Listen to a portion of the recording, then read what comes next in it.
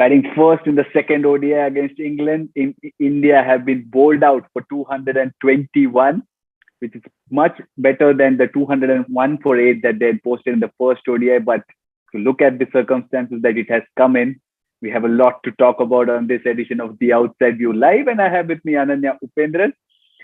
Ananya, 3 for 145. And from there, what should have been a flight has kind of turned out to be a staircase where people have climbed down. 7 for 47, 6 for 36 in that middle phase. The thoughts on how that Indian innings panned out? Yeah, unfortunately, it just feels like a story that we hear on repeat. It feels like an all too familiar issue with the Indian team where there is a decent start, but they're just not able to capitalize on it. And that lower order, again, lower middle order, isn't coming to the party. It's a worrying sign, and it's even more worrying because there is quality there. There are good strikers of the ball. They're very capable batters who've proven themselves, in domestic cricket at different points in international cricket. But just the fact that they aren't able to kick on is very worrying. But all credit to England. I think England just outplanned India. They you could see with that dismissal of Deepti Sharma, for example, that they knew what her release shot was. They had their fielders placed at the right angles, and I think England just outthought them, just like they did in that first ODI. In the build-up, we had Vanita VR as well, who was talking about strike rates. We can't talk about strike rates because there's hardly been any. 7 for 47, as I said.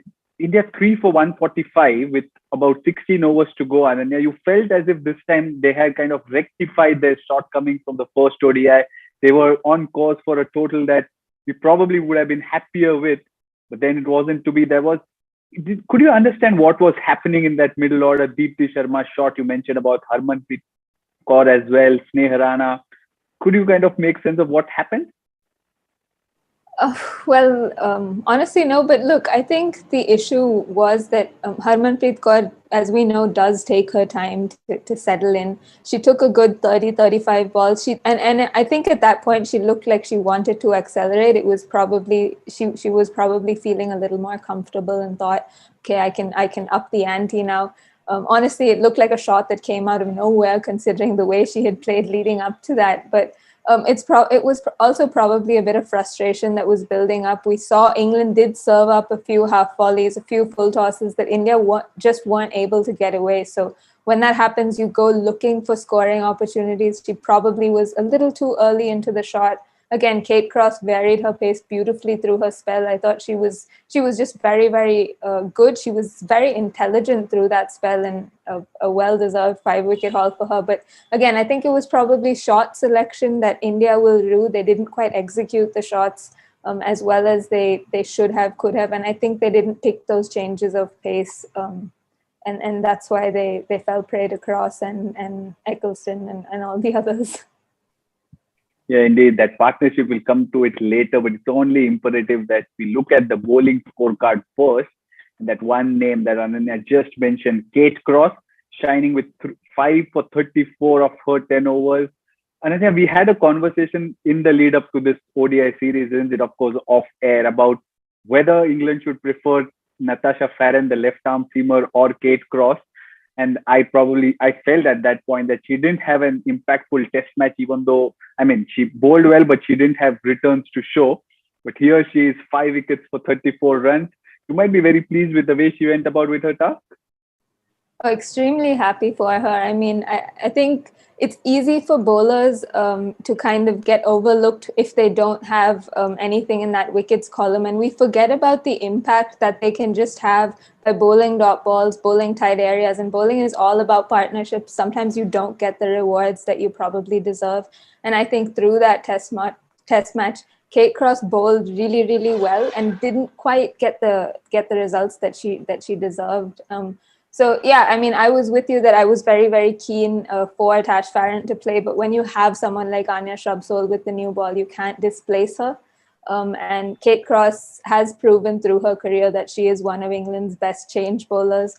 I think the fight was more between her and Davies, and for someone like Cross, again, it's easy for her to get overshadowed when you have the likes of Brunt, Shrubsole, Eccleston, people who are always in the headlines. And Cross is kind of there and thereabouts, always doing her job, but never grabbing the headlines. So this is definitely deserved reward for her. She's always, kind of hit the right areas and always been challenging the batters. So fantastic reward. And like I said, a very intelligent spell.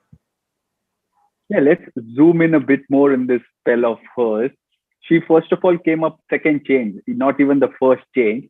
And as you said, Brunt and Shrubsole, the more talked about names, couldn't do much, couldn't arrest that opening partnership. And here she was bowling second change, getting rid of Smriti Mandhana. She almost crossed every batter that she came across. So what did she do right on that wicket on these conditions?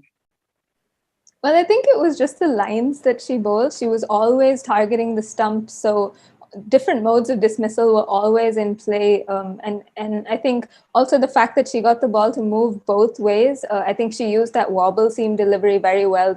All the English bowlers have spoken about how they've worked on that with Tim McDonald, just to find a bit of variation to get the ball to move either way, depending on how it pitches. So yeah, I think the ball to get Mandhana was that wobble seam delivery. It kind of straightened. And again, it was the shot that got her out in the first game as well. She was kind of stuck in the crease. But like I said, it was just the changes of pace, I suppose, the changes of angle as well. She was very, very smart in the way that she used the crease.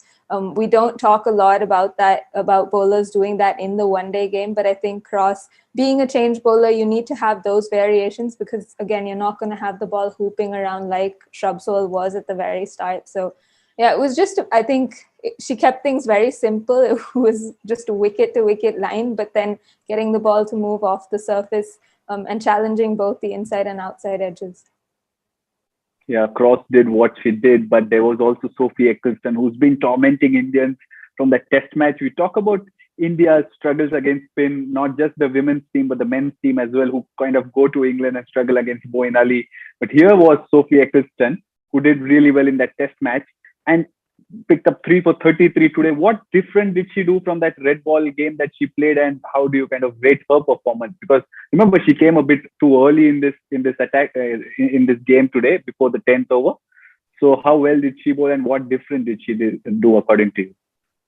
Well, I think through that test match, we saw her kind of dart the ball in on that first day, and she didn't get any rewards for it. Then again, she came in on day 2, kind of slowed up her pace. Her trajectory was slightly, she was slower, so the ball was kind of looping over the eye line a little bit. And I think today, in comparison to what she did in the first ODI, I think she was a lot straighter in the sense that she was attacking that off and middle line instead of the leg stump line, because in the first ODI, you could see her kind of spearing the ball into the pads. It did work for her that day, but I think today she just shifted the lines over slightly and it really worked for her. I absolutely loved the way she set up Shefali Verma, just like kind of spearing the ball in slightly, then holding one back. And you could see the frustration in Shefali that she wasn't quite getting the cut. She wasn't able to reach the ball on the front foot. And that was just an excellent display of spin bowling, the way she set her up. And again, Sophie Eccleston has one of the best arm balls in the world. So she's used that also very, very well through this series so far. And it's funny that it's the ball that isn't turning that's causing India to lose wickets. And I think that's very strange because, you'd think that Indians are very, very good players of spin. You come to domestic cricket and there are girls turning the ball miles, but here it's just the straighter balls that are getting them out. Yeah, you talk about hashtag team pacer and those in-swinging balls, but there's something about spin bowling that always is fascinating to watch. But let's kind of go to the other side. We talked about Shefali Verma's dismissal. So first, let's look at the batting card of India, which doesn't have a best of readings, two scores of significance. Of course, there she is, Mithali Raj at number 4, 59 of 92. But before that, the firecrackers kind of went off yet again. Shefali Verma scoring 44 of 55, Ananya. She almost did well against the short ball, didn't she? Yeah, we spoke about this last time, about how this was a new problem for her to kind of find a solution to. And you could see, like, as soon as she came in, she was just camping on that back foot, probably expecting every second ball to be a short delivery. And kind of giving away her stumps. She scored against it, didn't look very convincing. I mean, when the ball was pitched up, I think she just kind of trusted her hands. She does have very good hands. So it was slightly risky. But again, I think, she's found a solution that's worked so far for her. She is a very good problem solver. So I'm sure, as this series progresses, she will get better. We did see one ball where she walked across the stumps to pull Kate Cross, behind through fine leg. So she's finding ways to score, which is very, very good for India. And she's kind of looked she has looked the best batter through this series for India, but living dangerously, I'd say. So she began well against both Brunt and Shrubsole, but I know I'm asking the wrong person this question. Shafali Verma versus Shrubsole or Brunt, which one did you enjoy more? Because it was both different kinds of bowling, but she was attacking them in her own style. So which one did you enjoy? Well, I guess for just the theatre would be Catherine Brunt versus Shafali. But I actually enjoyed the battle between Shrubsole and Shafali much more because the lengths were very different. But she did, again, bowl a couple of bouncers. And because of that ball kind of moving into her, she couldn't quite get out of the line. So that was something that I enjoyed more than the Brunt Shrubsole thing, because it did feel like Catherine Brunt was getting a little bit too predictable through that first spell, and Shafali kind of had an edge over her. So just from a team pacer point of view, I enjoyed watching Shrubsole a little more. Yeah, let's once again look at that batting scorecard for India. There's that name, Mithali Raj at number 4. It's almost like a merry-go-round. The pole at the center is what Mithali is allowing everybody around her to kind of have fun, play their own game. But that just isn't coming through, isn't it? And once again, on a day when BCCI has recommended her name for the Rajiv Gandhi Khel Ratna Award, there she is standing tall and telling everybody why that's the right move.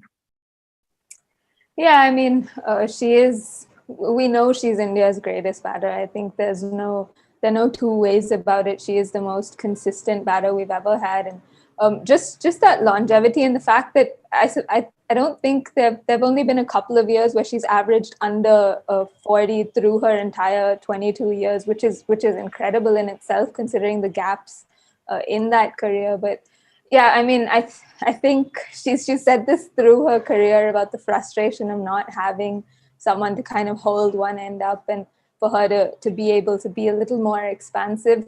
I think what she showed today is that she was able to play the situation, and she has been able to play the situation extremely well through her career. But she started off a lot more positively than she did in the previous game, which was great to see. I mean, she looked in very good flow. Those cover drives, again, trademark, but were excellent to see. I think her foot movement was a lot more efficient. It was a lot more effective at the very start. But then, later on, she had to drop anchor because of the wickets falling around her. She had to slow down.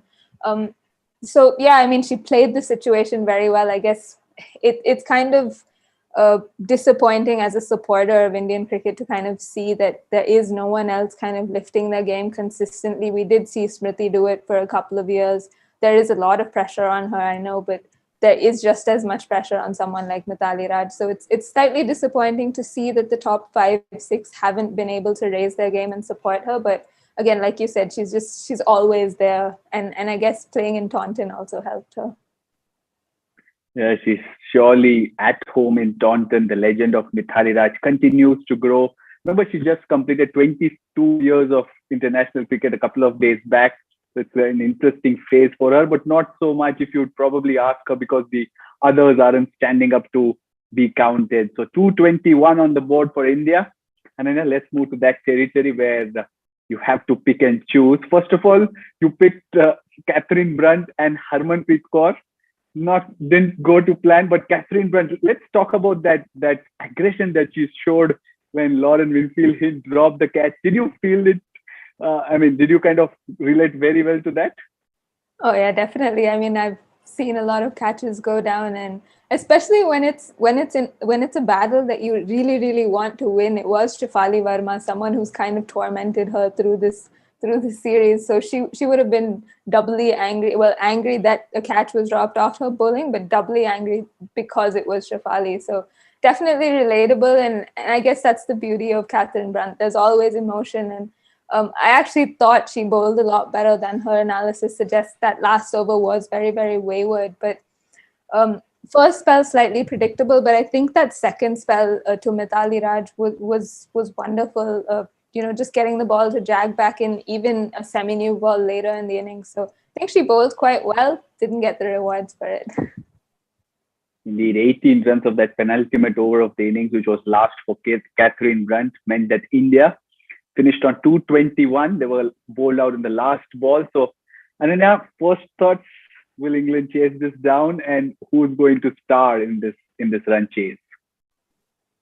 Yes, England will chase this down. I mean, it looks like a really good track. We saw even Poonam Yadav and Jhulan Goswami looked quite comfortable on it. So you'd think that someone like Tammy Beaumont, Natalie Siva, Heather Knight will be quite comfortable. So I'm backing England to chase it down, but I'm hoping India put in a bit more of a fight, that it's not an easy 8-wicket win, that we get a few early wickets. And even if not early wickets, we're able to build that pressure with dot balls.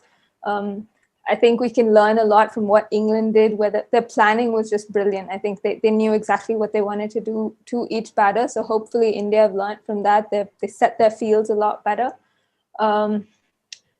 Yeah, so I'm not going to make a prediction. I'm just going to say England are going to win. And who's going to, I think Tammy Beaumont hasn't been dismissed in the last 3 ODI innings. So, she saved a lot of runs. So maybe her quota is done there.